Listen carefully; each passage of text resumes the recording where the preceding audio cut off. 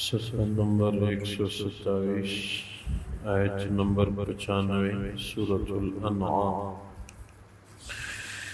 اعوذ باللہ من الشیطان الرجیم، بسم اللہ الرحمن الرحیم۔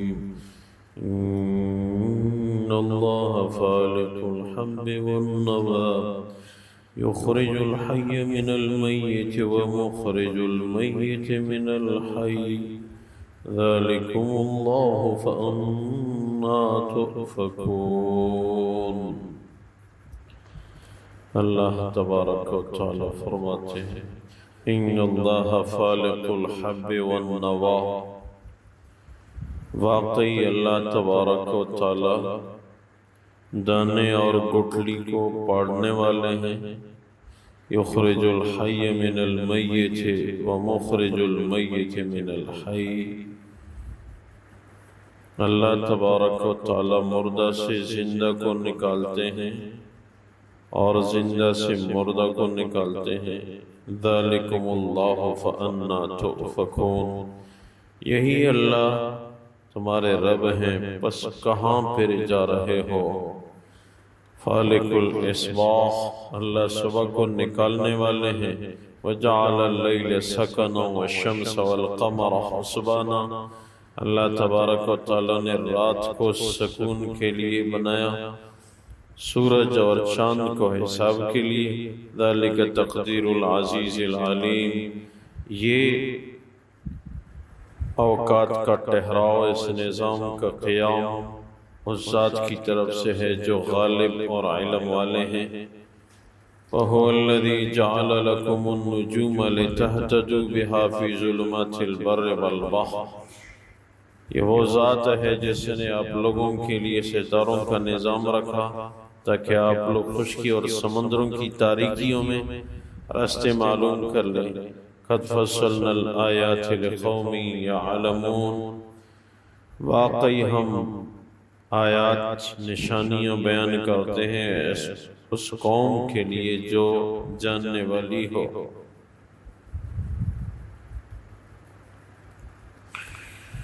اللہ تبارک و تعالی ان آیات مبارکہ میں توحید کا تذکرہ فرماتے ہیں کہ اللہ تبارک و تعالی بیج سے پودا نکالنے والے ہیں، گٹھلی اور دانے کو پاڑنے والی ذات اللہ کی ہے۔ اللہ تبارک و تعالی نے مردہ سے زندہ کو نکالا اور زندہ سے مردہ کو، مردہ سے زندہ جیسے انڈے سے چوزا یا منی یعنی نطفہ سے انسان کو پیدا کرنا، زندہ سے مردہ کو پیدا فرمایا، مرغی سے انڈے کو پیدا فرمایا، یا انسان سے نطفے کو پیدا فرمایا۔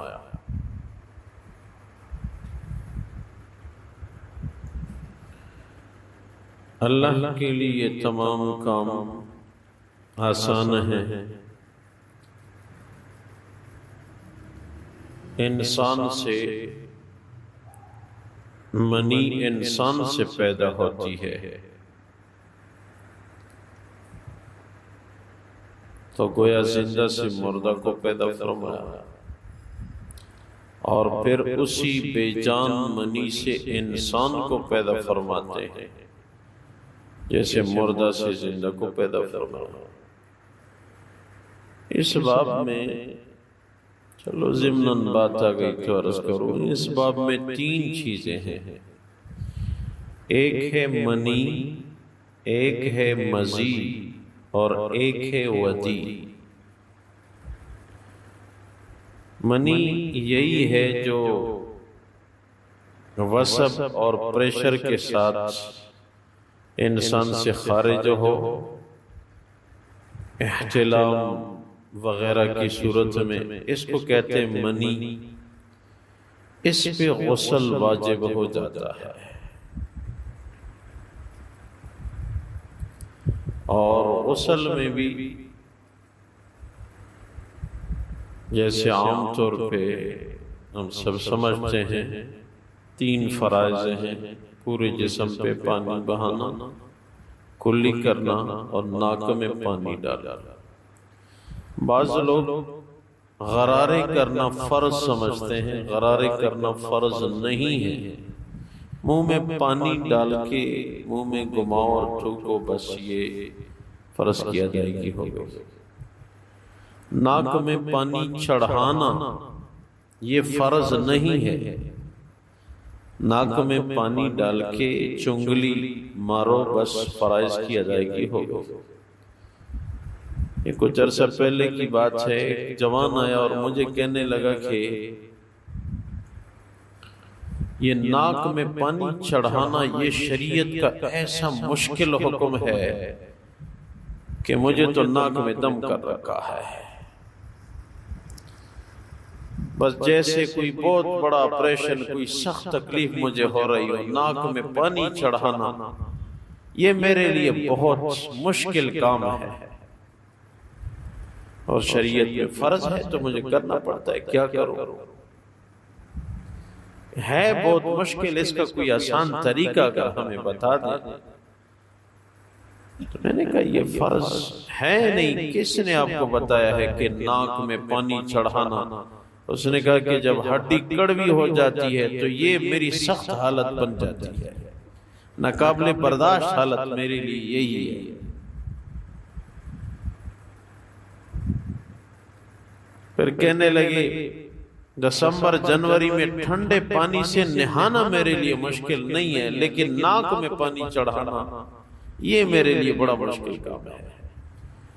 تو اس سے میں نے عرض کیا کہ یہ فرض ہے نہیں، ناک میں پانی ڈالنا فرض ہے، وہ پانی چڑھانا یہ تو کوئی فرض ہے نہیں، یہ آپ کو کس نے کہا؟ ہاں یہ مبالغہ ہے، جیسے غرارے مبالغہ ہے، احتیاط ہے، لیکن یہ آپ نہ کریں، اس میں تو غسل کی ادائیگی میں تو کوئی کمی نہیں ہے۔ تو وہ تصدیقاً پھر کہنے لگا کیا واقعی فرض نہیں ہے؟ میں نے کہا واقعی فرض نہیں۔ کہتے میں تو ابھی 27 سال میری عمر، میں تو ابھی تک اسی میں لگا رہا اور سخت پریشان ہوتا ہوں۔ تو شریعت میں سختی نہیں۔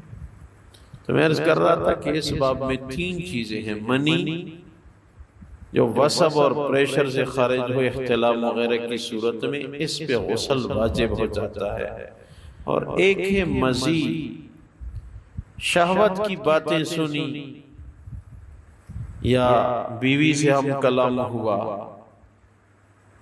تو ایسی صورتوں میں کچھ قطرے 2 3 4 قطرے چھوٹے پیشاب کے راستے خارج ہوں، اس کو کہتے ہیں مزی۔ تو اس سے بس یہ کہ وضو ٹوٹ گیا، جیسے چھوٹا پیشاب کرنے سے بھی وضو ٹوٹ جاتا ہے، باقی اس پہ غسل کوئی نہیں۔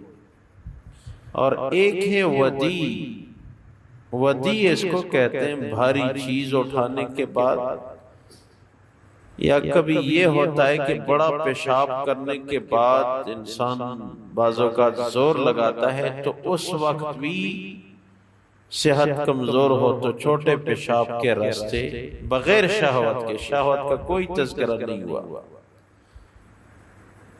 یا بھاری چیز اٹھائی تو بعض اوقات پھر چھوٹے پیشاب کے راستے 2 3 4 قطرے نکلتے ہیں، پریشر اس میں نہیں، وسب اس میں نہیں، تو یہ ودی ہے۔ ودی سے بھی وضو ٹوٹ جاتا ہے، غسل اس پہ بھی نہیں۔ یہ 2 پہ مزی اور ودی پہ غسل نہیں ہے، منی پہ غسل واجب ہے۔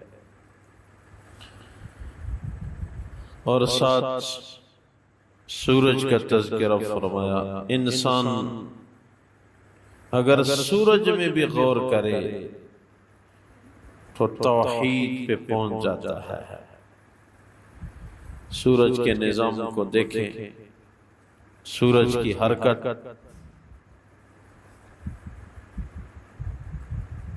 قرآن کے مطابق سورج متحرک ہے،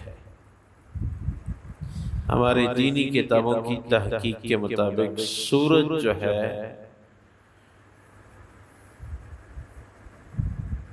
زمین سے تقریباً سورج کا وزن 3 لاکھ گنا زائد ہے، اور سورج کے اندر بھی کشش ثقل ہے جیسے زمین میں ہے، بلکہ ہماری دینی کتابوں کی تحقیق کے مطابق سورج میں جو کشش ثقل ہے وہ زمین کے مقابلے میں 28 گنا زیادہ ہے، اور سورج دینی کتابوں کی تحقیق کے مطابق 9 کروڑ 29 لاکھ 56,200 میل زمین سے فاصلے پہ ہے۔ شریعت کی کتابوں کی تحقیق کے مطابق سورج کا زمین سے فاصلہ 9 کروڑ 29 لاکھ 56,200 میل ہے۔ نظام میں غور کیا جائے تو پتہ چلتا ہے کہ اس نظام کے چلانے والے اللہ ہی ہے، انسانی کنٹرول میں یہ چیزیں نہیں آ سکتی۔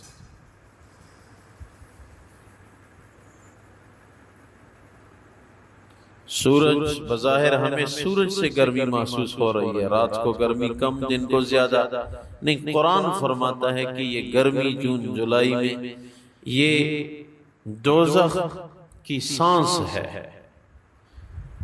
گرمی میں دوزخ باہر کی طرف سانس چھوڑتی ہے اور سردی میں اندر کی طرف سانس کھینچتی ہے۔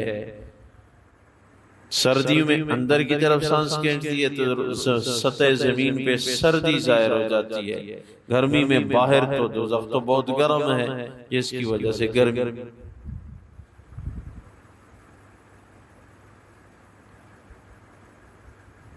تو یہ حدیث ایک ساتھی نے سنائی، وہاں ایک ساتھی کہنے لگے ہاں اس بات کی تصدیق مجھے بھی ہو گئی۔